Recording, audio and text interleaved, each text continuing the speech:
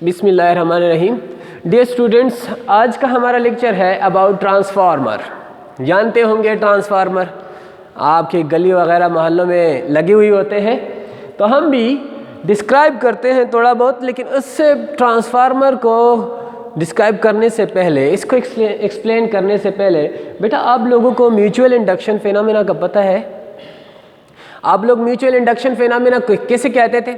आप लोगों ने खुद ही कहा था पहले लेक्चर में कि हमारे पास अगर एक कॉइल में करंट चेंज होता है तो उसकी वजह से फ्लक्स चेंज होता है, उस कॉइल में भी चेंज होता है और साथ साथ में उससे आने वाला कॉइल जो होगा, उसके करीब जो कॉइल होगा, उसमें भी फ्लक्स चेंज होगा, क्योंकि मैग्नेटिक लाइंस ऑफ फोर्सेस उस दूसरे के ऊपर भी पास हो रही है ना।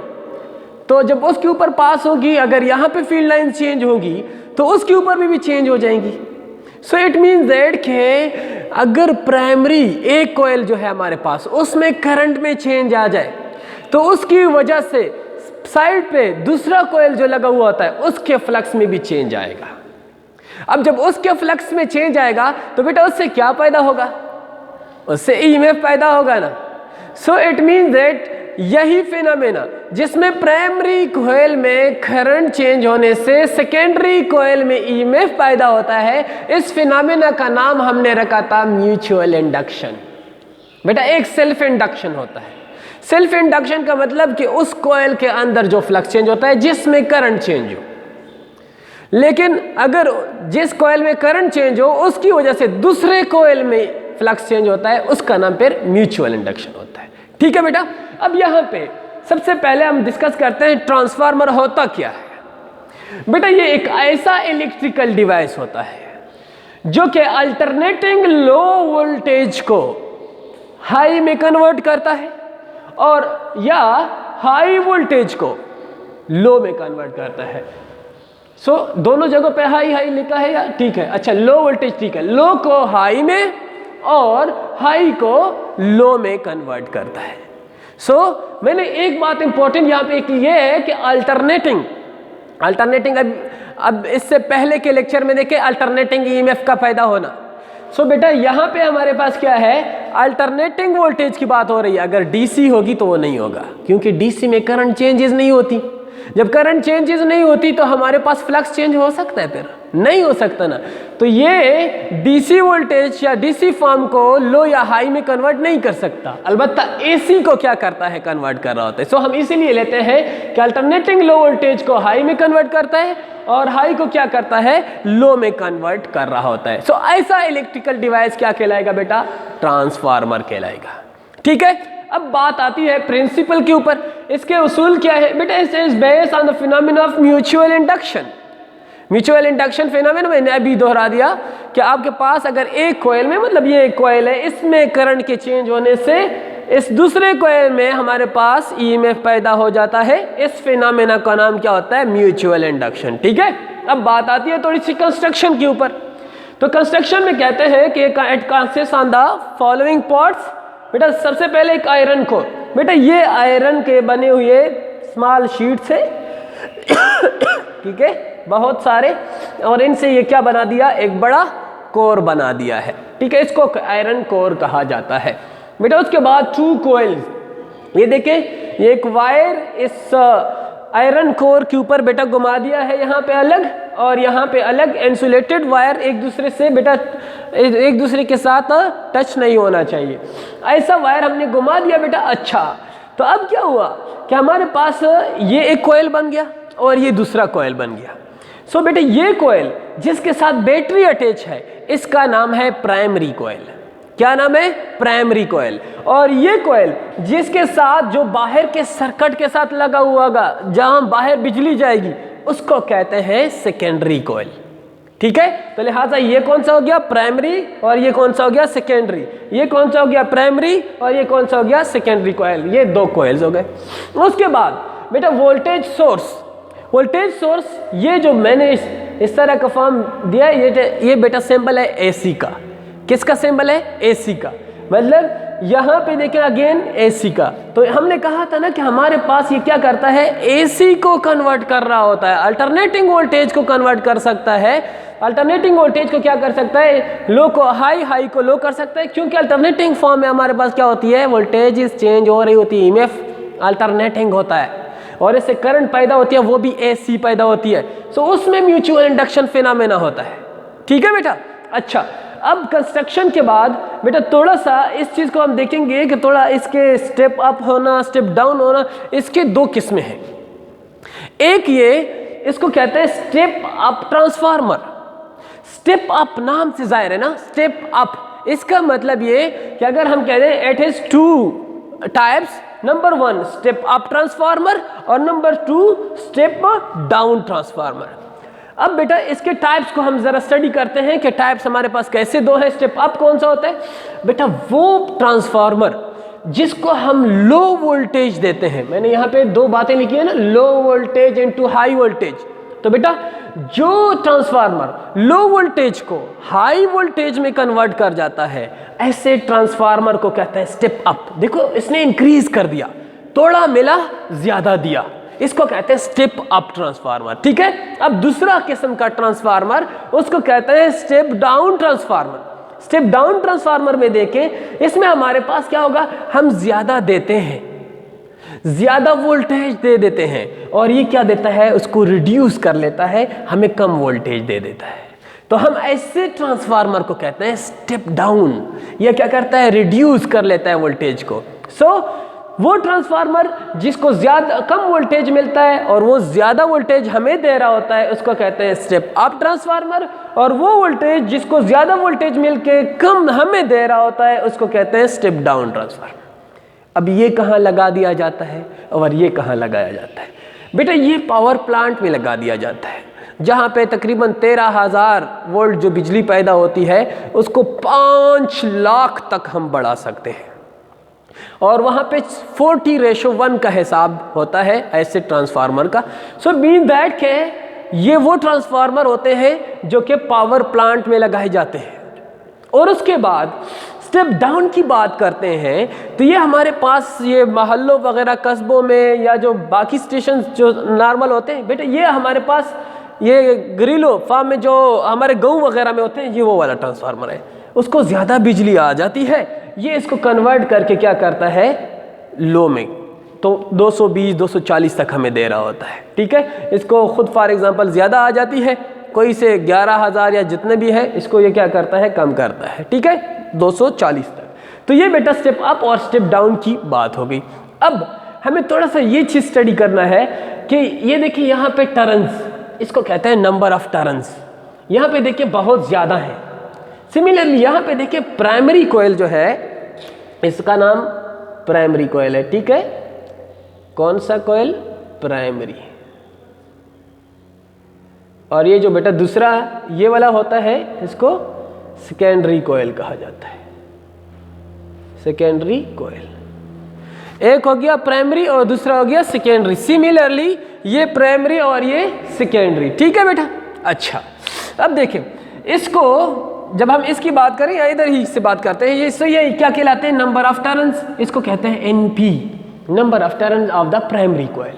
और इसको देखें, ये जो वोल्टेज सोर्स से वोल्टेज मिल रही है, उस वोल्टेज को हम क्या कहते हैं, वीपी, मतलब voltage along a primary coil. यहाँ पे देखें ये नंबर ऑफ टर्न्स है किसके, कोयल के, सेकेंडरी के। इसको एनएस से रिप्रेजेंट किया हुआ है बेटा। यहाँ पे वोल्टेज जो हमें मिलेगा, आउटपुट वोल्टेज, ये सेकेंडरी कोयल का वोल्टेज होगा, उसको वीएस से रिप्रेजेंट किया है। सिमिलरली आप यहाँ पे दे सकते हैं वीपी प्राइमरी कोयल का वोल्टेज और एनपी का मतलब number of turn in the primary coils. और यहाँ पे देखिए number of turn of the secondary coil, और ये देखिए हमारे पास वोल्टेज लागा सेकेंडरी कोयल हो जाएगा। ठीक है। अब ऐसा देखते हैं, थोड़ा सा इसका एक मैथमेटिकल इक्वेशन लिखना चाहते हैं, ताकि इस चीज़ को समझने के बाद हम थोड़ा सा ये भी देखें कि मैथमेटिकली हमें तो आसान हो जाता है। तो लेट्स सी देखते हैं। एक मैं मैथमेटिकल इक्वेशन बेटा लिखता हूँ, किस किस का रिलेशन है, वोल्टेज प्राइमरी और सेकेंडरी जो हमारे पास है, और साथ में number of turns in primary and secondary coil. तो बेटा लेट्स सी, ये देखें मैं एक इक्वेशन लिखता हूँ कि V P divided by Vs. This is equal to Np divided by Ns. ये मैंने एक इक्वेशन लिख दी।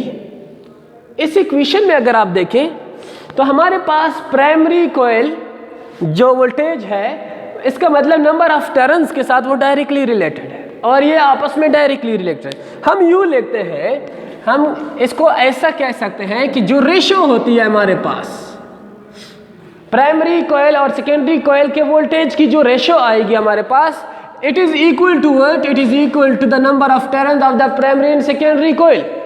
सो इस फिनोमेना में हम ऐसा कर लेते हैं, थोड़ा सा मैं केस नंबर फर्स्ट स्टडी करता हूँ, इसको केसेस में डिवाइड करता हूँ।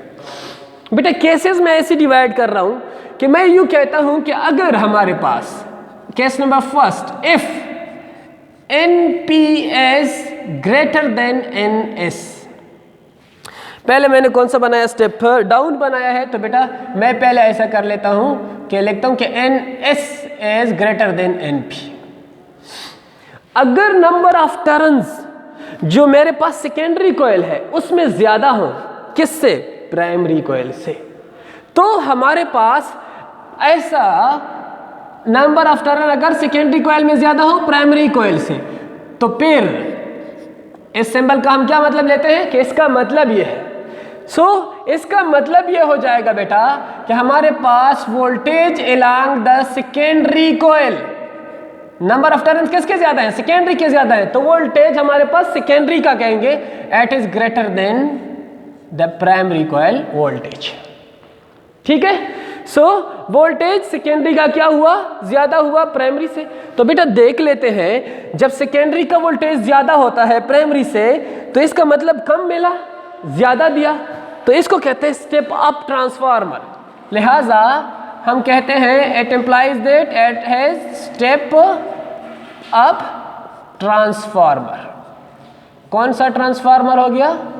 स्टेप अप ट्रांसफार्मर हो गया। पहले केस से हमें यह पता चला स्टेप अप या स्टेप डाउन का। अब दूसरे केस में हम ये देखते हैं वो इसका उल्टा होगा। उस केस को स्टडी करने के लिए हम थोड़ा सा उस बोर्ड का सहारा लेंगे बेटा। तो चाक चल यहाँ पे लिख लेते हैं, दे चाक। अच्छा, तो हम ऐसा कर लेते हैं बेटा, केस नंबर 2। केस नंबर 2 को देखें, उसमें यूं कहते हैं हमारे पास कि अगर इफ क्या चीज हो जाए? NP number of turn in the primary coil if it is greater than the number of turn in the secondary coil. अगर ऐसा हो कि प्राइमरी कॉइल में टर्न्स की तादाद सेकेंडरी कॉइल से ज्यादा हो जाए, तो इसका मतलब क्या होगा? इसका मतलब ये हो जाएगा कि प्राइमरी कॉइल का जो वोल्टेज है वो ग्रेटर हो जाएगा किससे? सेकेंडरी कॉइल के वोल्टेज से। इसका मतलब ज्यादा वोल्टेज मिलता है और ये क्या करता है? कम हमें दे रहा होता है। ऐसे वोल्टेज को हम नाम देते, ऐसे ट्रांसफार्मर को हम नाम देते हैं step down transformer. Step down transformer, इसका नाम हो गया स्टेप डाउन ट्रांसफार्मर। ठीक है, तो ये स्टेप अप और स्टेप डाउन की ऐसी भी फॉर्म कर सकते हैं।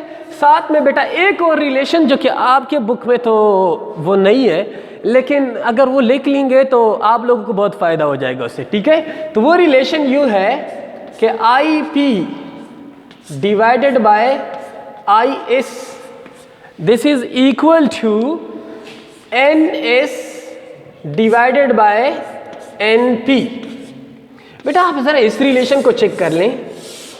इस रिलेशन से आपको एक इस बात की समझ आ जाएगी कि प्राइमरी कॉइल बेटा उसमें करंट देखें, सेकेंडरी कॉइल प्राइमरी कॉइल के नंबर ऑफ टर्न्स देखें, वो नीचे है ना। तो इसका मतलब इनका आपस में रिलेशन क्या है? इनवर्स है। तो जब कहीं हम ये चीज देखें कि जहां पे वोल्टेज ज्यादा होगा या नंबर ऑफ टर्न्स ज्यादा होंगे, वहां पे करंट क्या होगा? कम होगा। हम यहाँ पे यूँ लिखते हैं कि I is inversely proportional to, यहाँ पे क्या आ जाएगा? Number of turns. ऐसे लिख लें। ये अगर IP लेते हो बेटा, ये NP। ठीक है, उल्टा हो गया कि नहीं। अब हम यहाँ पे चेक करते हैं बेटा, यहाँ पे वोल्टेज कम होगी या ज़्यादा। अब हम वापस आते हैं अपने पहले वाले बोर्ड की तरफ, देखें यहाँ पे वोल्टेज ज़्यादा होगी या यहाँ ज़्यादा होगी। जब यहाँ वोल्टेज ज़्यादा होगी तो यहाँ करंट क्या होगी, कम। यहाँ नंबर ऑफ टर्न्स क्या है, ज़्यादा है ना। जब नंबर ऑफ टर्न्स ज़्यादा है, वोल्टेज भी ज़्यादा है, तो यहाँ करंट क्या होगी, कम होगी। यहाँ पे नंबर ऑफ टर्न्स भी कम है, वोल्टेज भी कम है, लेकिन करंट क्या होगी, यहाँ पे ज़्यादा होगी। लिहाजा करंट का रिलेशन उल्टा है दोनों के साथ। किसके साथ उल्टा है, नंबर ऑफ टर्न्स के साथ भी उल्टा है और साथ में वोल्टेज के साथ भी उल्टा है यहाँ पे। ठीक है, सो यहाँ पे क्या है हमारे पास, ये नंबर ऑफ टर्न्स ज़्यादा है, वोल्टेज ज़्यादा होगा, लिहाजा करंट क्या होगी, कम। यहाँ पे नंबर ऑफ टर्न्स कम है, वोल्टेज कम होगा, लेकिन करंट क्या होगी, ज़्यादा। ठीक है, सो अब हम आते हैं अपने इस इक्वेशन की तरफ। अगर हम सारा इकट्ठा लिख लें तो बेटा इसके साथ मैं मज़ीद ये लिखूं तो ये यूँ हो जाएगा Vs डिवाइडेड बाय Vp। ये तीन देखें हमारे पास तीन फॉर्म आ गए हैं करंट का, इन दोनों के साथ रिलेशन इनवर्स है, ये प्राइमरी ये सेकेंडरी। ठीक है, ये सेकेंडरी हो जाएगा तो देखो करंट इन सेकेंडरी कॉइल, उसका नंबर ऑफ टर्न्स ऊपर लिख दिया, प्राइमरी कॉइल करंट उसका नंबर ऑफ टर्न नीचे। ठीक है, लेकिन ये देखो डायरेक्ट है। ठीक है बेटा, तो ये हो गया आपका ट्रांसफार्मर के मुतालिक ये फॉर्म के स्टेप अप या स्टेप डाउन वोल्टेज वगैरह। अब बेटा एक चीज़ देखें, ट्रांसफार्मर किस पर्पज़ के लिए हम इस्तेमाल करते हैं। हम कहते हैं कि to carry the power that to transmit the power to very much long distances, ऐसा कहते हैं। अब जब ऐसा है तो हमारे पास इसमें लॉसेस होंगी कि नहीं होगी, पावर लॉस होगी कि नहीं होगी, होगी ना। जब पावर लॉस होगी तो पावर लॉस के लिए हमारे पास फार्मूला क्या है, तो अगर हम ट्रांसफार्मर में पावर लॉसेस की बात कर लेते हैं, पावर लॉस, तो बेटा हमारे पास पावर का एक फार्मूला ये आप लोगों को पहले से पता है, P = I² × R। बेटा देखो करंट पे करंट के स्क्वायर के साथ पावर हमारे पास डिपेंड कर रहा है। सो इट मीन दैट अगर हमारे पास करंट ज़्यादा होगी तो करंट के ज़्यादा होने से हमारे पास क्या होगा, पावर लॉसेस ज़्यादा होंगी।